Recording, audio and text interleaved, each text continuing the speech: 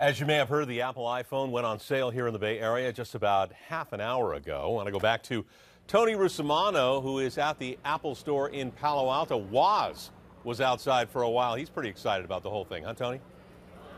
He was down at the Apple store in Santa Clara, but as if this story needed more hype, and as you know it does, Steve Jobs himself showed up here at the Apple store in Palo Alto, much to the applause and cheers of the multitude of people waiting in line for 2 days to throw money at him, frankly. Now, Larry Magid is here, our CBS 5 technology consultant. Larry, moment of truth. On a scale of 1 to 10, with 1 being a box of common rocks and 10 being the long-sought alchemist goal of turning lead into gold, how would you rate the iPhone?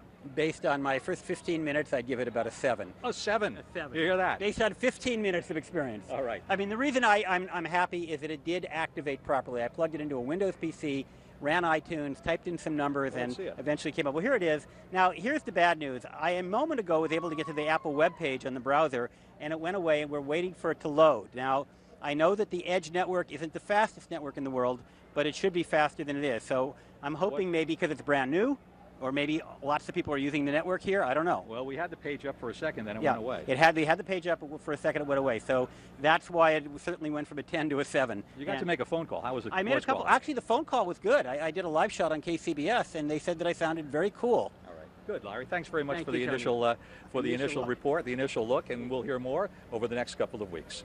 Ken? High on the coolness factor. That's what counts. All right, Tony Russomanno with Larry Magid. Thank you both, guys.